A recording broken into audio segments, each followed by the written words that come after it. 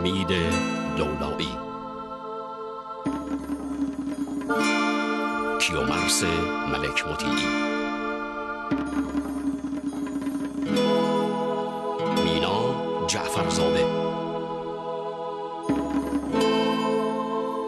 ملکه رنجبر، مهران غفوریان،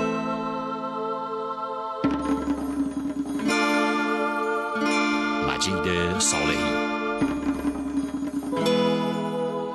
پرزو ارجمند، پرستو صالحی، شهرزاد جواهری.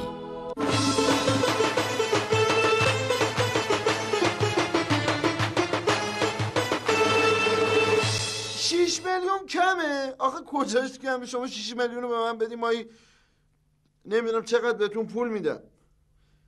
آخه بابا جون جایزیه اینقدر، آخه اینا پررو میشن، ظرفیت نداره این فولاده. من میدونم بابا جون، من حرف شما رو قبول دارم. یه دقیقه به شما توجه کن. به من مخالفم. من به عنوان پسر بزرگ این خونه مخالفم. چرا داد میزنی بابا جون؟ غلط کردم. چشم، هرچی شما بگی من میخرم. باشه چشم. چشم دیگه بابا. آخه شما یه دقیقه به حرف من گوش بده. اینا مگه چی میخوان؟ مگه یه 4 تا چیز میخوان؟ خب اونو فولاد داره بره بخره. یه دقیقه بابا، شما داد مخلص.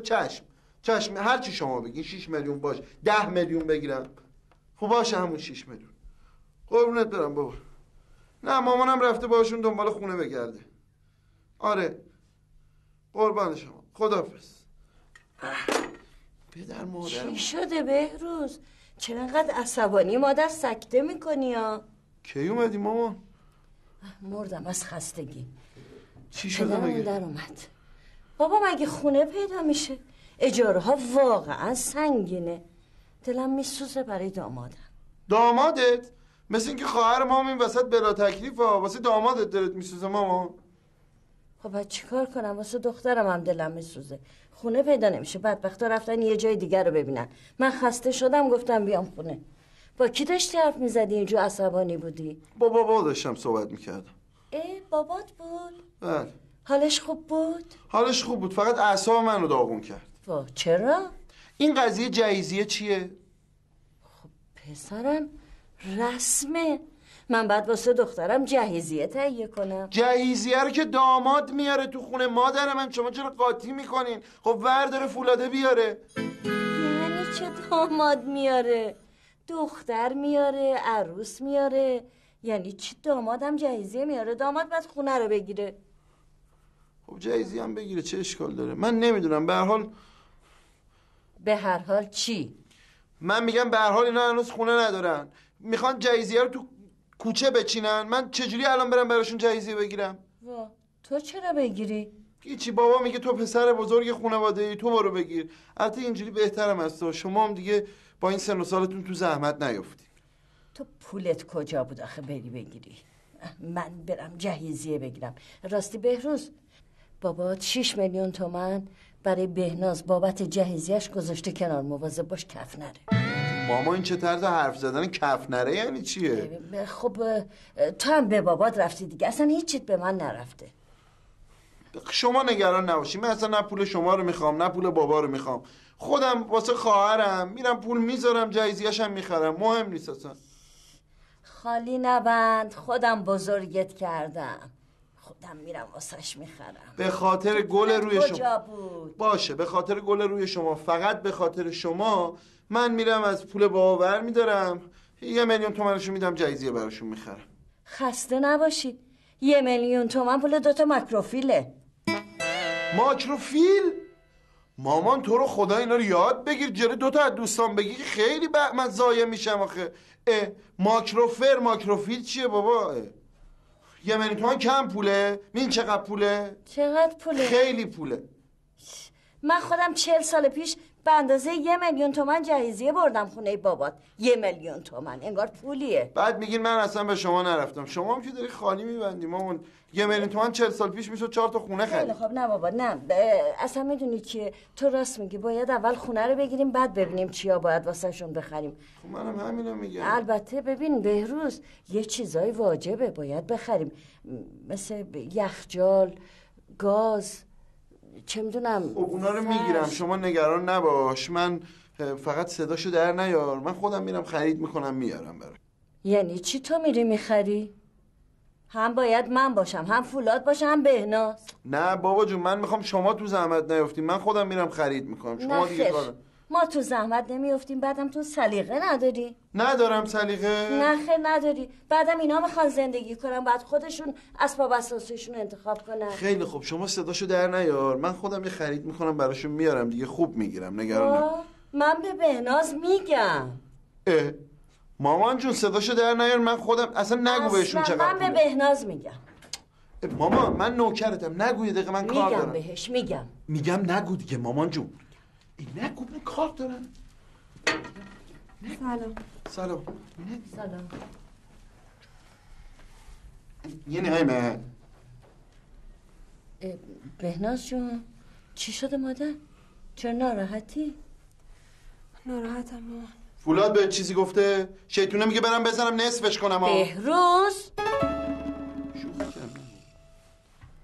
یه خونه پیدا کردیم. مبارکه. خوب. هنوز حرفم تموم نشده. خب بد نیست، ولی خب به شماها خیلی دوره. اشکال نداره، پیدا کردین دیگه، برای خونه است دیگه. آره مهم اینه که خونه پیدا کردیم. ما هم بهتون سر میزنیم، نگران نباش. آخه من دوست دارم پیش شماها باشم، نزدیک شماها باشم. پیش ما؟ آره. اینجا؟ خب آره. تو این خونه این همه آدم؟ نه. آپارتمان آقای دکتر. راست میگه. خب بریم بشینین توش مادر. آره خونه دکترم خالیه. یعنی تو یادت نبود؟ نه یادم رفته بود. خوبه ها ماما. ولی اجارش فکر میکنم زیاد باشه، تازه خونشم خیلی بزرگه. خب چشمش کور، فولاد کار کنه بره در بیاره دیگه. داداش بابا من به خاطر خودت میگم آبجی. گیری افتادیم. آره کرایش برای فولاد خیلی سنگینه، منم به فکر فولادم. حالا زیاد قصه نخور، به هر حال من که نمردم، یه خونه واسهتون پیدا میکنم. شوهر بیورزت. دیدی؟ دختر بزرگ کردم عین دسته گل. ببین از الان به فکر شوهرشه. منم خیلی خوشم اومد. خوبه؟ خب حالا چیکار کنیم خالی بند؟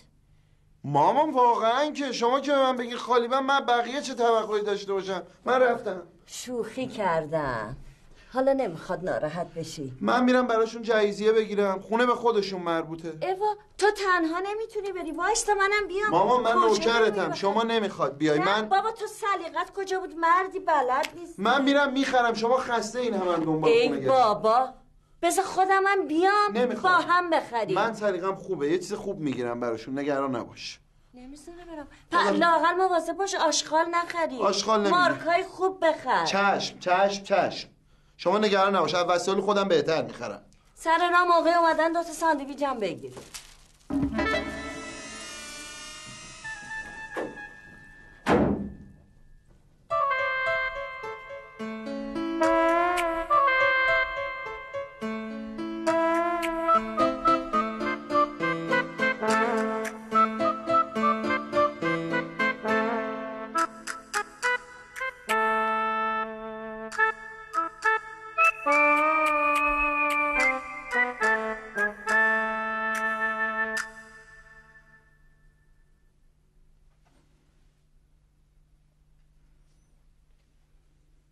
چطوره، خوبه؟ آره بابا، واقعا آقا بهروز دست درد نکنه، سلیقت حرف نداره. شاکرتی. خوبه نه؟ آره از بس که جزیه کامله، فهمیدی؟ همه شوچه شدن. کامل هم نیست، هنوز یه چیزایش مونده. اونا رو باید بگیرم دیگه. گفتم بقیه‌شو به سلیقه خودشون بگیرن دیگه، همش سلیقه من نباشه. تو که سلیقه توپ آقا بهروز میگرفتی دیگه، بقیه‌اش هم میگرفتی. نه دیگه. مامان چطوره؟ به این میگن جهیزیه؟ آها چرخ گوش. مامانم همیشه رو چرخ گوش حساسه. چرخ گوش خودم یه دونه دارم، اونو میدم به بهناز. غریبه که نیست که. نه بابا، همون که خرابه. خب اون خرج تعمیرش هم با خودم هستن دیگه. چی؟ جدی خونه رو چی کار کردین راستی؟ قضیه خونه چی شد؟ من یه فکر توپ کردم واسه خونه، رو بهتون میگم. بهروز اینا چقدر هزینه برداشت؟ اینا چیا؟ همین جنسا. جهیزیه رو میگی؟ بله جهیزیه رو میگم. الان که جلوی پدر داماد که نباید بگم، زشته. زشت نیست، شما بفرمایید. مامان شما یه چیزی بهش بگو. نه خیر عیبی نداره، بفرما. حالا حتما باید بگم. بله. ببخشید آقای خشایار خانم، حدود 1 تومن. همه شو 100 بدم بابا. الان موقع شوخی کردن آقا خشایار. نه جون تو اصلا چیزی توش نداره. جهنم 1 کلام 150 بدم. نه بابا اینا رو گرفتم برای خواهرم بیاره تو خونه پسر تا مثلا. بقیه پول چیکار کردی؟ بقیه‌اش پیش منه. یه چیزی حدود 100,000 تومن مونده، اونم میدم بهت دیگه. حالا هرچی خواستیم بخرید. بقیه کل پولو میگه. همون بقیه کل پولو میگم دیگه. کدوم بقیه؟ کل پول این رقم بود؟ آره دیگه. چی نگو دیگه. آقا بهروز شرمندم ولی مثل اینکه 6 میلیون تومن بوده. ببخشید چون کسی نگفت بنده جسارت کردم. 6 میلیون کی باورش میشه؟ 6 میلیون کجا بوده؟ از کجا بیاری؟ بهروز بهناز با پدرت صحبت کرد، همه تو جریانن. فولادم چون فهمید ناراحت شد و نیومد. چی دیگه؟ بابا فقط میخواست منو ضایع کنه دیگه. میگم من در جریان نیستم. قضیه چیه؟ همون بهتر که شما تو جریان نیستی. یعنی چی؟ یعنی منظور اینه که من نمیفهمم؟ آقا بهروز مثل کف دستم میشناسم. حرف میزنی ها؟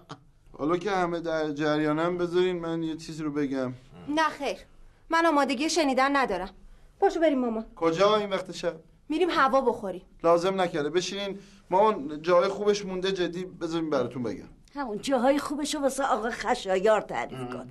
جاهای خوبش مون. بابا مثل که من مرد خونم من اجازه نمیدم بهتون از خونه خارج میگم که آقا بهروز این قضیه 6 میلیون چیه؟ با تو باز دیگه حرف پول اومد وسط دیگه. جون تو به خدا بگو سنگ صبورت میشن. چیه جون تو 6 میلیون؟ نمیدارم حرف بزنم که. ولی چی؟ بذار از اون اول بهت بگم نصف ها. فهمیدی؟ خیلی خوب نصف به اتفاق. خدایش خشایار بده این گازه رو ببین چه. فقط یارو گفت بچت راست رو بگو 100 بیشتر تو دادی.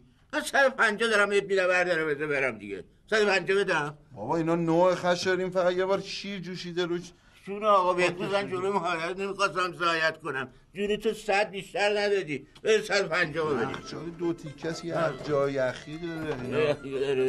نمیدی 150؟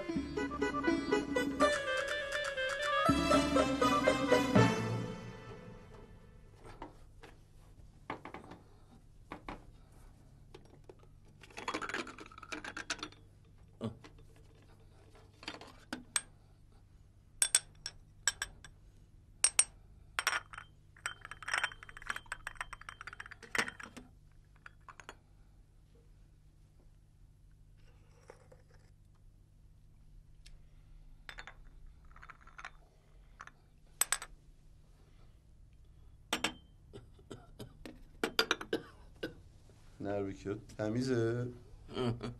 آره بابا شستمش و وایتیت شستم.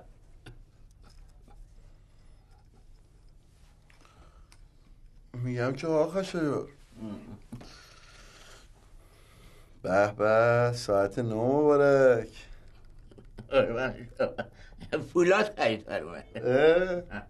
دستش در نکنه. چیه نقره است؟ نمیدونم ولی جنسش خوبه. قشنگ مبارکت بشه. سلامت بشی. میگم آقا خشایار دیشب خیلی ضایع شد نه؟ ضایع چیه مرد حسابی؟ من اگه جای تو بودم آب میشدم میرفتم تو زمین. وسایلی که بردیم پس دادیم، فقط یه مسئله بود. یارو گفتش که آره بلش کن اونا. جون بهروز اونو چند خریدی؟ اونو چند خریدی؟ جون بهروز بلش کن. نه جون بهروز بگو کار دارم. چند خریدی؟ قول میدی به کسی نگی؟ من که حرف تو دهنم نمیمونه. بی خودی چرا قول بدم؟ آره بگو چند خریدی اونا رو؟ جون بهروز گیر نده دیگه. حالا جون بهروز کار دارم. 200,000 تومان خریدم. 200,000 تومان؟ خب مرد حسابی تو خجالت نمیکشی؟ چرا خالی میبندی؟ برگرد میگه 1,000,000 من اینا رو خریدم. بذار یه مش آشغال بودش، اونم آشغال کنه. خیلی ضایع شد. نه این یارو سمساریه میگفت حالا ولش کن اونو بابا، ولش کن بابا. بذار حرفمو بزنم. ولش کن ولش کن. ولش کن دیگه بابا. چیکار داری؟ بذار بگم دیگه. یارو سمساریه میگفت همه وسایلا کامله، فقط یه ضبط توشون بوده که الان نیست. تو مطمئنی همه وسایلا رو بار وانت زدی؟ آره بابا آره. مطمئنی؟ یادم اومدش. چی؟ یه ضبط هم بوده. خب گذاشتم تو بارا. مطمئنی؟ آره بابا. جون خشایار؟ به جون خوده، جون منو قسم میخوره. ای نامرد، حتما راننده وانته بالا کشیده دیگه. میدونم شاید. میدونی خشایار اصلا قضیه ضبطه مهم نیست، یه آشغالی بود. خب من پولشو به یارو میدم. مهم اینه که این یارو سمساریه فکر میکنم خواستم ضبطه رو بالا بکشم. این چی میگم؟ خیلی بده. عجب نامردی. آره بلش کن. من میگم که آقا بروز جونم آره فولاد چیکار کنم؟ خونه نداره. خیالت راحت باشه، من فکرشو کردم. دیدی تو خیلی اعصابم خورده. گفتم من فکرشو کردم. خشایار این اتاق بغلیه که هست، خب همین که تو خونه منه. خب این اتاق بغل خونته. اینجا رو براشون مرتب میکنیم بین خودمون باشه. جون خشایار این دفعه دیگه به کسی چیزی نگو. میخوام سورپریز بشه واسهشون. اینو یه کاغذ دیواری کنم، تمیز کنم، یه سری وسایلم بخرم براشون بریزم توش، یه آشپزخونه نقلی هم اونجا میزنم جلو خونهشون براشون. خب گوش میدی دقیقاً؟ بعد حالا یه مدت اینجا باشم فعلا تا فولاد دست و بالش باز شه، یه خونه اجاره کنم. ای به شرطی که از اون یارو سمساری دیگه چیزی نخرید. نه بابا نگران نباش، به جون تو همه رو نو میخرم.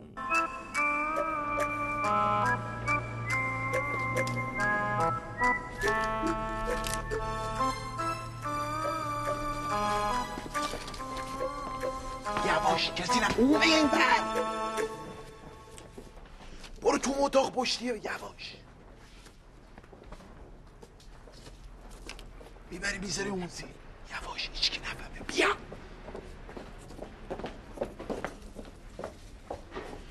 کسی نفهمه.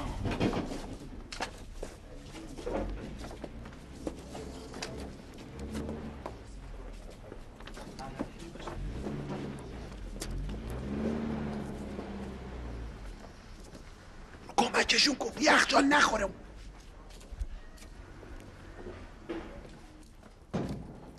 بزن اون پایین. بیاین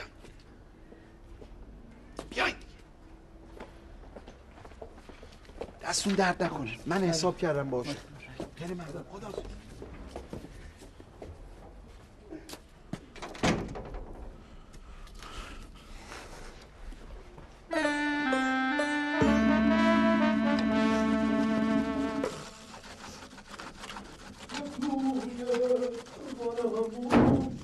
نمیخوام گریه کنم، خشمک و باقلوارم. بناز چی تو گریه میکنی تو؟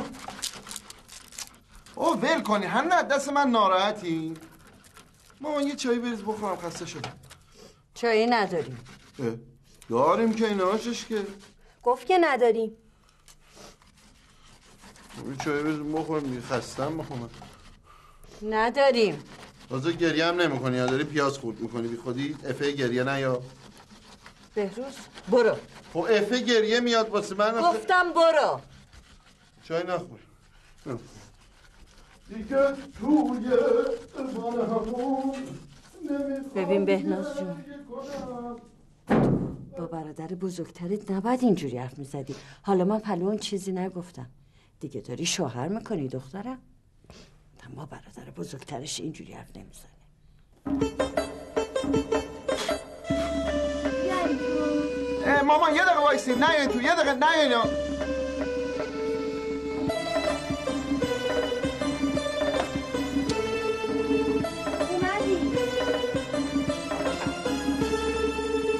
نیاین یه دقیقه نیاین.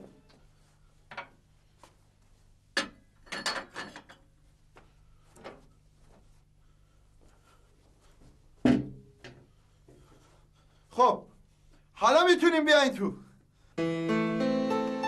به خونه بهناز و فولاد خوش اومدین. از این به بعد فولاد و بهناز پیش ما زندگی میکنن تو خونه خودشون. اینجا مال ما؟ بله مال تو و فولاده دیگه. آفرین پسرم، بهت افتخار میکنم مادر. هرچی اولش از دست عصبانی بودم ولی حالا میبینم گل کاشتی.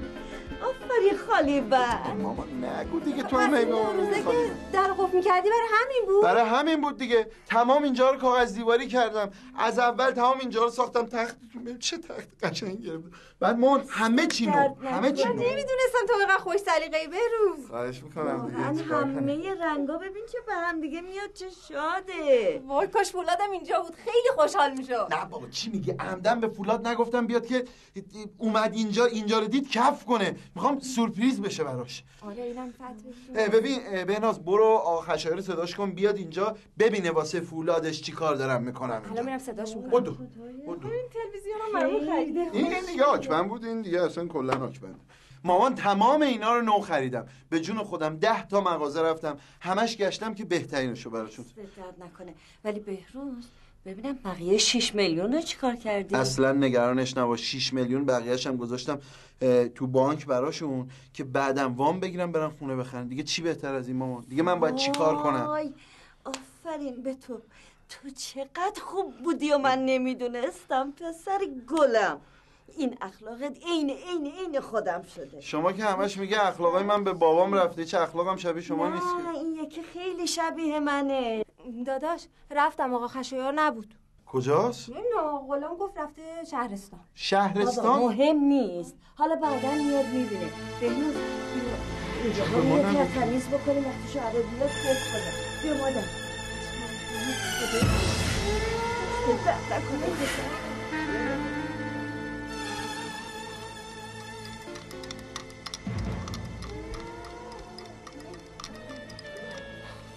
آخه آدم چی بگه آقا غلام؟ ببینم آقا بهروز سالو مطمئنی؟ بله آقا غلام، من این راننده وانته رو میشناسم، خیلی وقت میشناسم، به من دروغ نمیگه که. راننده چی میگفت؟ میگفتش که همه وسایل رو تحویل سمساری داده. حالا شاید یادش رفته ضبط و تحویل بده. آقا غلام شما چرا انقدر ساده ای؟ شما مگه خشایار رو نمیشناسی؟ من مطمئنم خشایار ضبطه رو برداشته نذاشته اصلا تو ماشین. آقا برای چی؟ چه میدونم، من همینو موندم نمیدونم. حتما ضبطه رو فروخته و پولش تشریف بردن قرچک دیگه. نیستش دیگه. نیستش. آقا بهروز برای چی میتونه این کارو بکنه؟ برای چی این کارو کرده؟ بشکنه این دست که نمک نداره آقا غلام، بشکنه این دست که نمک نداره. این همه بهشون محبت کردم، به جون خودم به جون خودت. اگه پای خواهرم وسط نبود، این عروسشون نبود، پرتشون میکردم این خونه بیرون. خیلی خوب خیلی خوب، حالا اعصابتو کنترل کن، بیا این آبغندو بخور برات خوبه. دیوونه شدم آقا غلام، به جون تو دیوونه شدم. نداره مسلط باش. دیدم به کی بگم، بیام به شما بگم دیگه. خوب کاری کردی.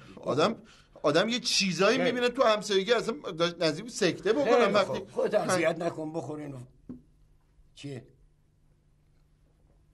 آقا غلام این که شوره که. شوره؟ معذرت میخوام، به جون تو همش تقصیری مهداج. همیشه جای ظرف توی ظرف شکر نمک میریزه، تو ظرف نمک شکر میریزه. منم متوجه نشدم، ببخشید. میخوای برم یکی دیگه یا بچش وقتی آقا غلام میخوای این آبغن برای یکی بیاری بچش. آقا نمیشه دهن زدن. کجا داری میری؟ میرم تعمیرگاه. میخوام به فولاد بگم که باباشو بشناسه، بفهمه دزده، ضبط بالا میکشه، با پولش میره قرچک. بذار باباشو بشناسه آقا جون. نمک به آدم میده اینجوری قاط میزنه میره تموم میشه میره. خیلی خوب آقا بهروز، فعلا اینقدر جوش نزن.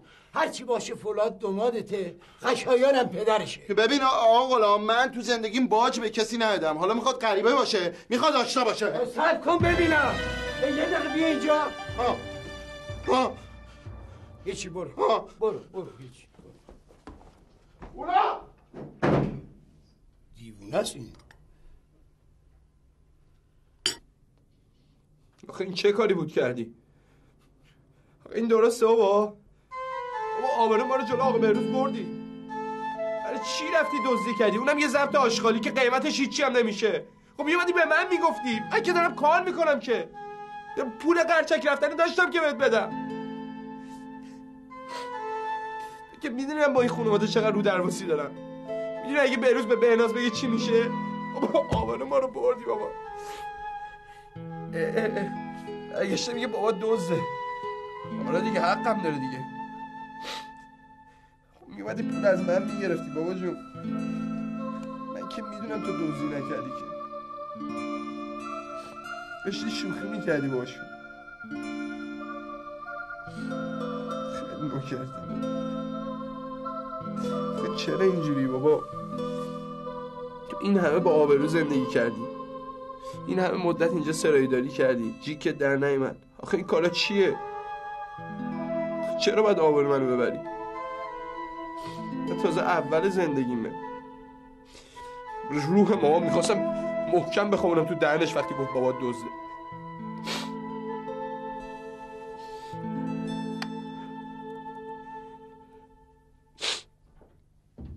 فولاد ساندویچ گرفتم. چی؟ اون زیر چی کار میکنی؟ هیچی، من یه چیزی اینجا گم کردم دارم اونو پیدا میکنم. بذار برای بعد. ساندویچ گرفتم و سرد میشه. الان میام. آخ آخ آخ آخ. چی شد؟ چرا اینجا جارو نزدی؟ چقدر خاک رفته شد. من اونجا رو دیروز جارو زدم. خب مگه مجبوری بری اون زیر؟ بیا بیرون. سلام. اون چیه زدی به صورتت؟ این ماسک دیگه. خب میدونم ماسکه، برای چی زدی به صورتت؟ همینجوری گفتم تنوع بشه، قیافم برای تکراری نشه. قیافت هرچی باشه از این میمونه خیلی بهتره. دست درد نکنه بهناز. گریه کردی؟ نه بابا گفتم که اینجا خاک بود. چرا جارو نزدی اینجا رو؟ خاک رفتی چشم. ساندویچ گرفتی؟ دست درد نکنه. برو دست و صورت رو بشون. باشه باشه.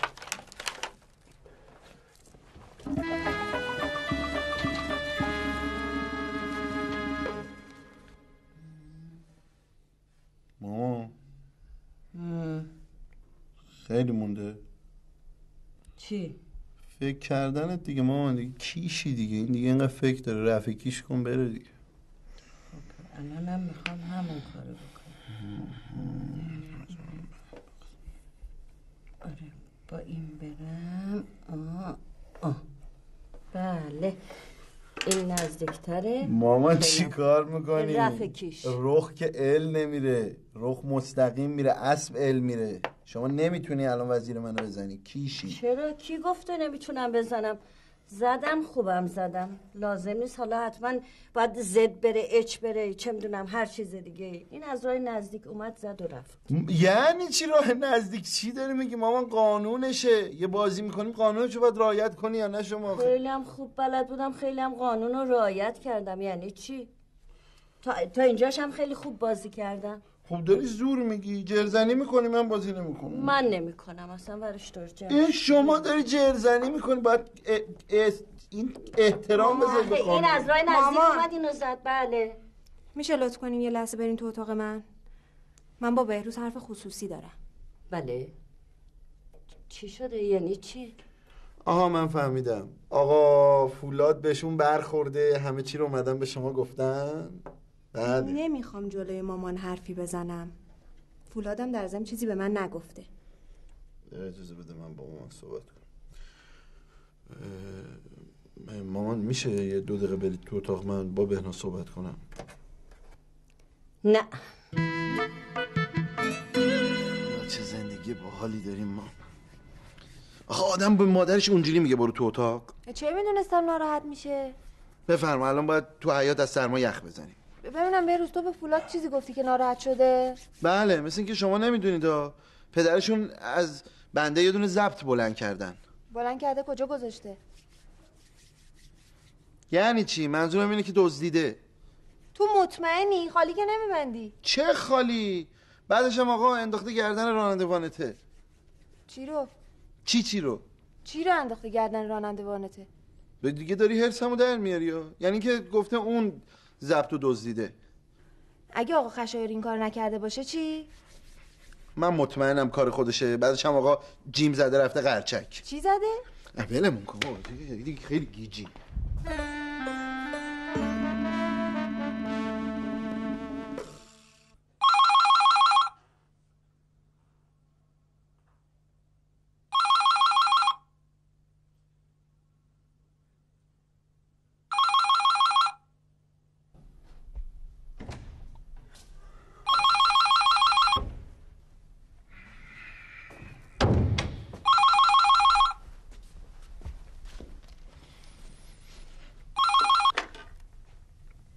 بله سلام آقا سورا.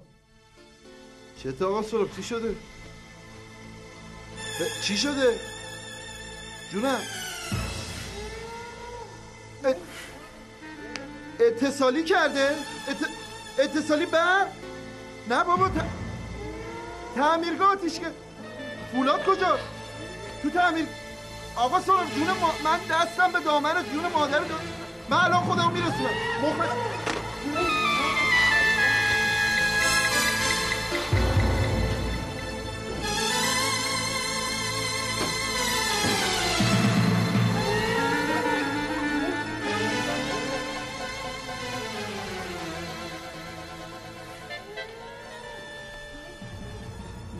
دکتر من چی کار کنم؟ من الان مادرم خواهرم خبر ندارم. دامادمونه تازه با خواهر ما ازدواج کرد. بدبخت شدیم رفت. حالا خدا رو شکر کن که زنده است آقا. چه فایده دکتر؟ صورتش چی؟ من صورتشو دیدم. این چه عرض کنم؟ صورتش به کلی سوخته. دکتر من جواب مادرمو چی بدم؟ جواب خواهرمو چی بدم؟ باباش بفهمه بیچاره‌مو میکنه. دکتر آقا اینقدر شلوغ نکن. به هر حال یه راه حلی هم هست. من نوکرتم دکتر. دستو میبوسم دستم به دامن. چه راه حلی؟ جراحی پلاستیک. دکتر ما رو گرفتی؟ داماد پلاستیکی به چه درد ما میخوره؟ شما واقعا نمیدونی یا داری شوخی میکنی تو این وضعیت؟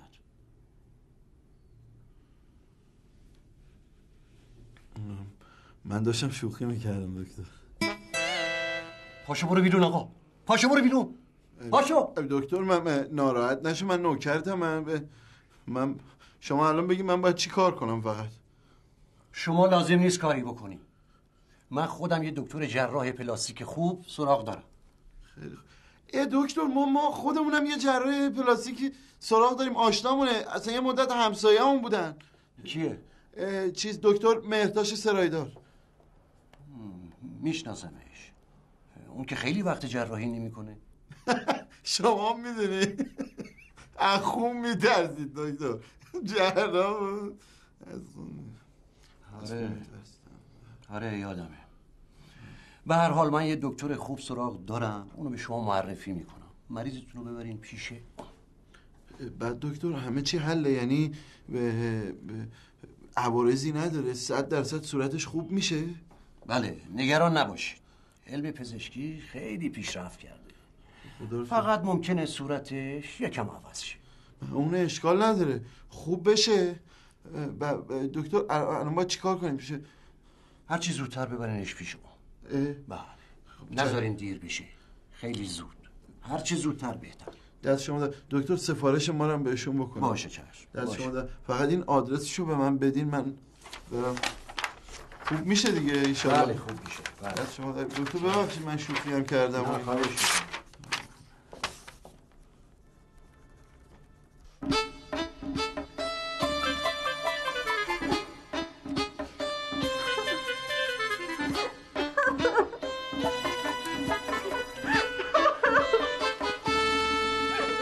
به هر حال جای نگرانی نیست دیگه. امروز عمل شد و تموم شد.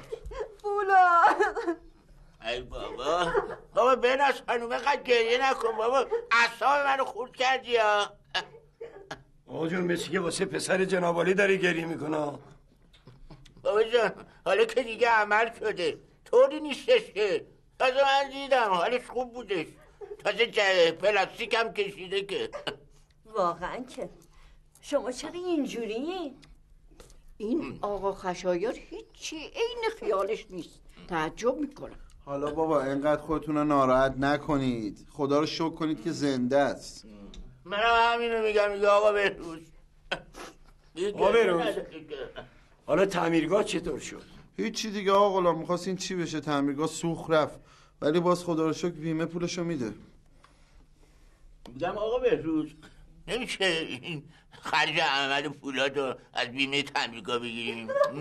تعمیرگاه بیمه آتش سوزیه بابا، شما چی میگی؟ خب فولادم سوخته دیگه. آقا خشر تعمیرگاست اون، فولاد آدمه. حالا کی از شما پول خواستیم؟ اینا رو همه رو ول کنیم، به من بگیم ببینم دامادم چه شکلی میشه. یعنی چی ماما؟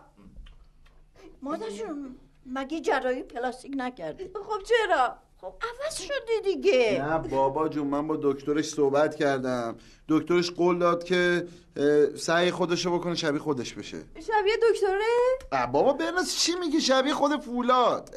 حالا بهروز کی مرخص میشه؟ نمیدونم مامان، دکتر گفتش که فکر میکنم 2-3 روز دیگه مرخص بشه، ولی یه مدت باید این پانسمان رو صورتش باشه تا ترمیم بشه این عمل پلاستیکی انجام بده. خیلی بد آوردیم این آقا. این من مدت ها بود میخواستم این اتصالی این سیمه رو درست کنم، این اتصالی داشت، آخرش هم کار دستمون بود. بهناز دیگه اعصاب من رو خورد که نمیشه، دلم درد گرفته.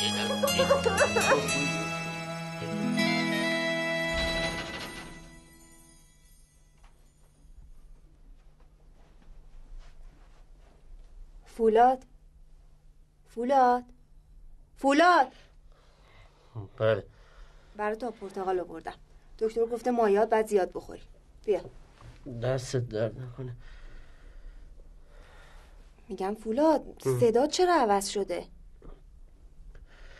فکر کنم به خاطر حالت دهنم که تو جراحی عوض شده. فولاد فکر میکنی قیافتم خیلی تغییر کرده باشه؟ فکر نکنم. دکتر که گفت زیاد تغییر نمیکنه. میدونی واسه شانس آوردم. چرا؟ خب دکتر خوبی گیرم اومد بهناز. ببین فولاد، بذار یه چیزی رو بهت بگم. برای من اصلا قیافت مهم نیست. مهم فقط اینه که سالم باشی. همین اخلاقیتی که چون زندگی به من امید میده بهناز. ممنونم. بهناز. بله. نهار چی دارین؟ دارم از گرسنگی میمیرم. کباب درست کردم. آخه من با نه چجوری کباب بخورم بابا؟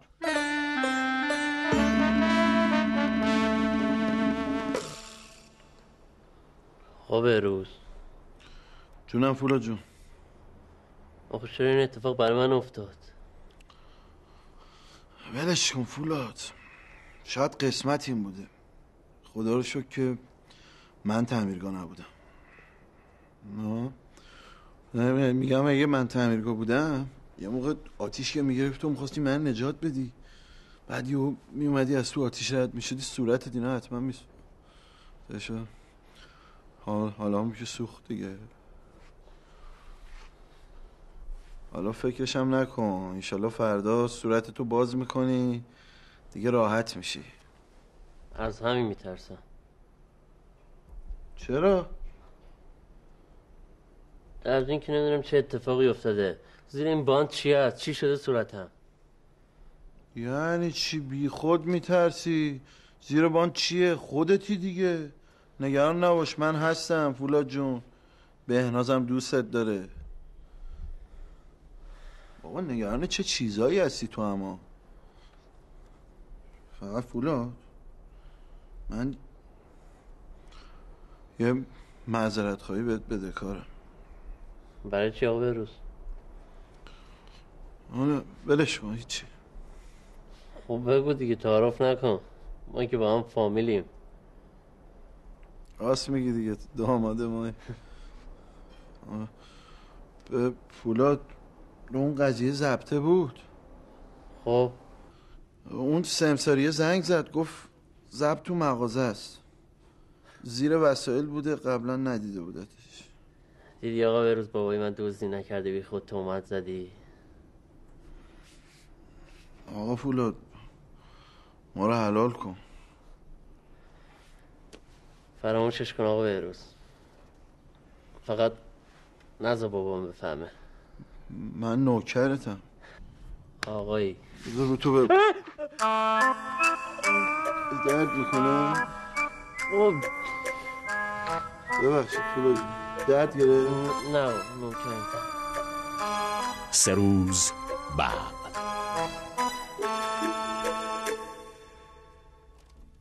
بهروز بالاخره فولاد رفت بیمارستان؟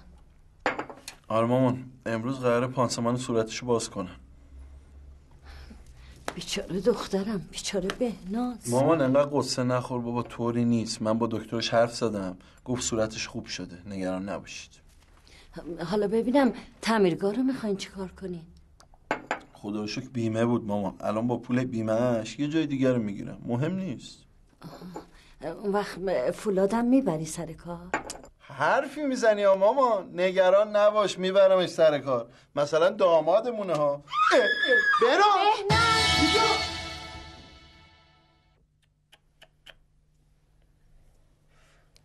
یکی دیگه است. آخه فولاد تو فکر نکردی که قیافت اینقدر عوض شده نباید میرفتی پیش بهناز؟ آقا بهروز مثل یه زنم ها. منم نگفتم زنت نیست که، من میگم بابا قیافت خیلی عوض شده. بابا من چه میدونستم که شوکه میشه؟ تو نمیدونستی؟ بابا تو یکی دیگه ای، اصلا یه شکل دیگه شدی فولاد. منم به جون تو تا به دکترت زنگ نمیزدم مطمئن نمیشدم تو فولادی. ولی آقا بهروز شما محکم زدی تو سرم ها. من چیکار کنم فدات شم؟ من فکرم تو دزدی، نشناختمت. کیه؟ من اومدم پسرم رو ببینم آقا بهروز. بابا نه تو، من خیلی عوض شدم ها. پسرم فولاد، تو هر شکلی که باشی برای من همون فولادی. آقا خشایار فعلا کسی نیاد تو خونه تا بعد ببینیم چی میشه داداش. من میخوام پسرم رو ببینم. پسرم هر شکلی که باشه من حال میکنم. میدونم نوکرتم بابا جون، میدونم، ولی نیا تو خواهشم. من میخوام ببینم. من میخوام فولاد رو ببینم. آقا خشایار مگه بهت نمیگم نیا؟ وای خواهش بر سرم، وای خواهش بر سرم. بچم عمل کرده شبیه مهمون شده. نه آقا خشایار، آقا نترس، این ماسکه رو صورتش گذاشته. وردار اون ماسکو. من بر نمیدارم. ماسکو پسر تو نزدم تو مخت و ماسکو وردار ببینم. بر نمیدارم من. آقا خشایار خیلی عوض شده، قیافش خیلی عوض. ماسکو برداره. ماسکو بردار، بابات داره سکته میکنه. الان قش میکنه. ماسکو بردار.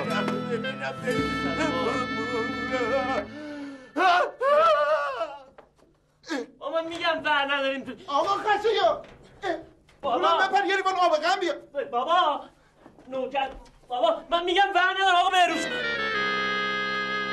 به هر حال دوستان، همسایگان محترم، خیلی متشکرم که دعوت من رو قبول کردین و امشب اینجا جمع شدیم.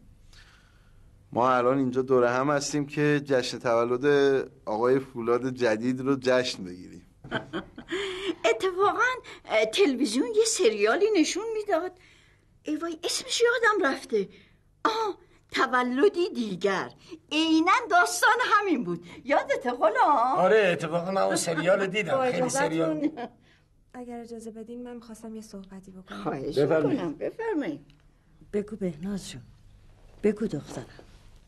راستش من اول که فولادو دیدم خیلی جا خوردم، ولی وقتی به خودم اومدم دیدم خدا چه لطف بزرگی کرده که فولاد سالمه و الان پیش ماست. فولاد برای من هیچ فرقی نکرده و منم خدا رو شکر میکنم که شوهرم سالمه. آفرین دختر آفرین. همه همچین عروسی افتخار میکنن. آفرین به این دختر آفرین. من اجازه میخواستم صحبت کنم. بفهم. بگو پسرم. من خیلی خوشحالم که شما رو دارم. دوست دارم باور کنید که این از ته دلم میگم. میدونید به نظر من ظاهر آدم ها تعیین کننده نیست. مهم باطن آدم هاست. راستیتش من سنم خیلی زیاد نیست و تجربه شما رو ندارم، ولی امیدوارم بتونم خوب حرف بزنم و احساسامو بگم. درسته من قیافم عوض شده، ولی هنوز همون فولادم. فولادی که نوکر باباشه، فولادی که همسرش رو دوست داره، فولادی که شاگرد آقا بهروزه، فولادی که دوست داره همیشه با شما باشه.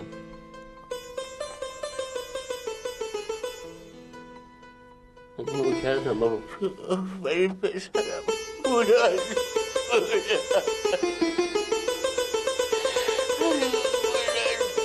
دوست دارم فولاد، دوست دارم.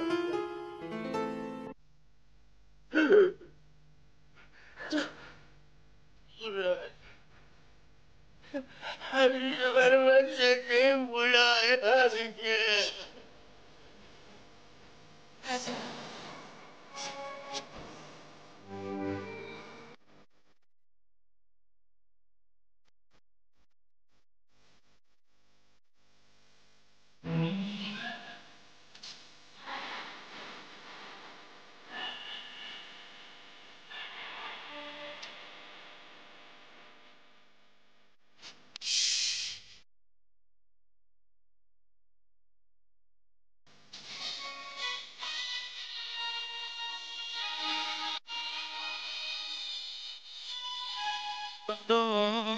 همیشه.